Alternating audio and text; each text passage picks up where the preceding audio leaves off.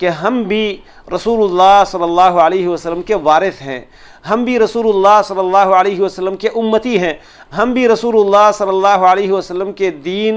کے پیروکار ہیں، اور ہم نے بھی اس مشن پر چلنا ہے جس پر رسول اللہ صلی اللہ علیہ وسلم ہمیں چھوڑ کر گئے تھے۔ یا رزاق یا کریم یا کریم یا کریم یا فتاح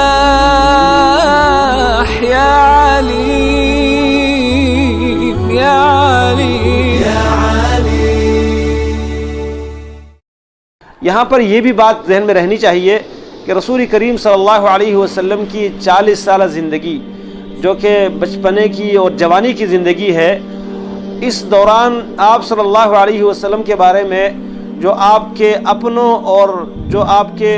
دور کے تھے سب کے تاثرات یہ تھے کہ رسول اللہ صلی اللہ علیہ وسلم سے بڑھ کر کوئی اچھا انسان، آپ صلی اللہ علیہ وسلم سے بڑھ کر کوئی سچا انسان، آپ صلی اللہ علیہ وسلم سے بڑھ کر کوئی وفادار انسان، آپ صلی اللہ علیہ وسلم سے بڑھ کر کوئی امانت دار انسان ان کو نہیں نظر آتا تھا۔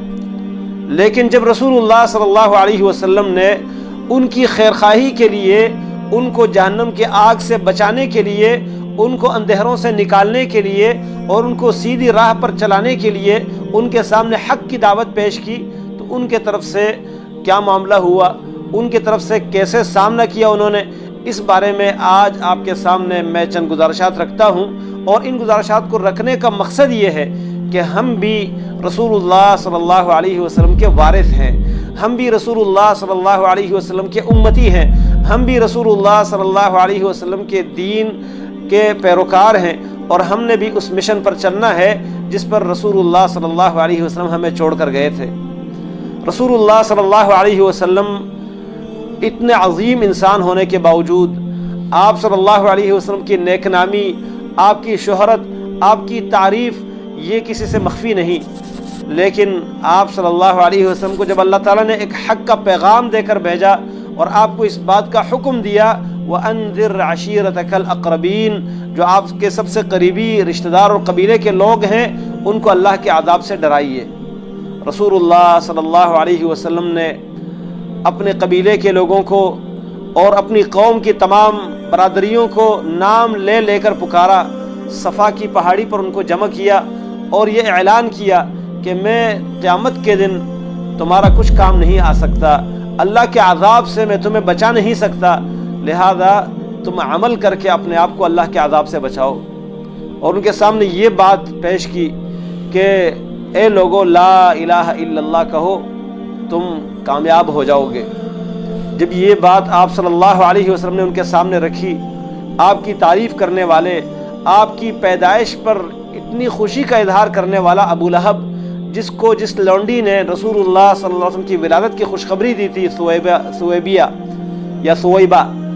اس لونڈی کو اشارہ کر کے آزاد کر دیا کہ آج تو نے مجھے اتنی بڑی خوشخبری سنائی ہے کہ میرا وہ بھائی جو دنیا سے پہلے جا چکا ہے اور ان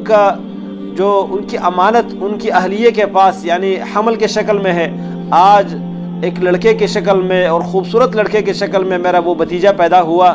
آپ نے مجھے اس کی پیدائش کی خوشخبری دی ہے، آج میں تمہیں آزاد کر دیتا ہوں۔ اتنی خوشی منانے والا، اتنی خوشی کا اظہار کرنے والا، اور آپ صلی اللہ علیہ وسلم کی خوبصورتی، آپ صلی اللہ علیہ وسلم کے اچھے کردار کی وجہ سے وہ بڑا فخر کرتا تھا۔ لیکن جب رسول اللہ صلی اللہ علیہ وسلم نے اس بات کی دعوت ان کے سامنے پیش کی، قولوا لا الہ الا اللہ تفلحون، یہ صرف ایک زبان سے کہنے کا لفظ نہیں تھا کہ وہ کہہ نہیں سکتے تھے، ان کے لیے اس لفظ کا کہنا کوئی مشکل تھا، لا الہ الا اللہ کہو تم کامیاب ہو جاؤ گے، بلکہ اس لفظ کے پیچھے ایک نظریہ ہے، ایک عقیدہ ہے، اور پرانے نظریات، باطل عقائد، شرک کے تمام افکار ان کا رد ہے۔ اور وہ اس بات کو سمجھتے تھے اگر ہم یہ کلمہ پڑھیں گے لا الہ الا اللہ، اللہ کے سوا کوئی عبادت کا حقدار نہیں، تو پھر ہم جن کی پوجا کرتے ہیں، جن کی عبادت کرتے ہیں، ان کی عبادت ہمیں چھوڑنی پڑے گی، اور ان کی عبادت ہم چھوڑیں گے تو پھر اس کا مطلب یہ ہوگا کہ ہمارے جو پہلے گزرے ہوئے بزرگ ہیں، ہمارے آباء و اجداد ہیں، ہماری قوم اور برادری کے جو سمجھدار اور ہوشیار لوگ ہم سمجھتے تھے، ان کے بارے میں ہمیں یہی ماننا پڑے گا کہ وہ غلطی پر تھے۔ اور یہ بات ان کو برداشت نہیں تھی کہ اپنے بڑوں کی مخالفت کریں، اپنے قبیلے کی مخالفت کریں، اپنے آباء و اجداد کے دین کو غلط کہے، یہ بات ان کے لیے قابل برداشت نہیں تھی۔ اس لیے ابو لہب نے کیا کہا؟ تبا لک یا محمد علیہ الصلوۃ والسلام، کہنے لگا محمد آپ کے لیے بربادی ہو، الہذا جمعتنا سائر اليوم، آپ نے آج پورا دن ہمیں اس کام کے لیے جمع کر رکھا تھا۔ رسول اللہ صلی اللہ علیہ وسلم کے مقابل میں سب سے پہلے کھڑا ہونے والا اور آپ صلی اللہ علیہ وسلم کو اپنی زبان سے، گندی زبان سے اذیت دینے والا وہ ابو لہب تھا، لیکن رسول اللہ صلی اللہ علیہ وسلم اس اذیت کی پرواہ کیے بغیر حق کی دعوت پیش کرتے ہیں۔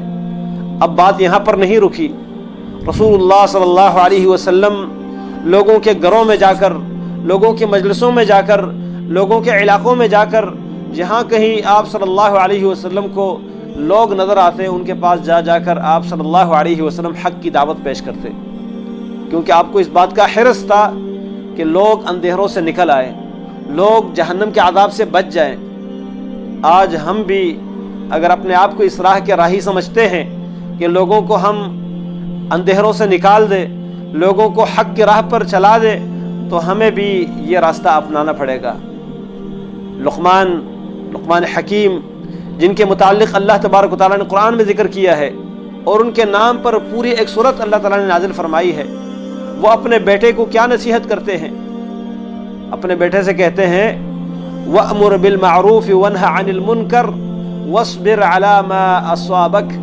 إِنَّ ذَلِكَ مِنْ عَزْمِ الْأُمُورِ، کہنے لگے کہ اللہ رب العالمین کے دین کی طرف، بھلائی اور اچائی کی طرف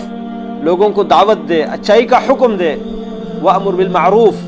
وَانْهَ عَنِ الْمُنْكَرِ، اور برے راستوں سے، برائی کے کاموں سے لوگوں کو روکیں۔ اور آگے کیا فرمائے؟ وَاصْبِرْ عَلَى مَا أَصَابَكَ، جو آپ کو اس راستے میں تکلیفیں پہنچے گی ان پر صبر کرنا۔ اور فرمائے یہ من عزم الامور، پختہ کاموں میں سے ہے۔ جن لوگوں کے ارادے پختہ ہوتے ہیں،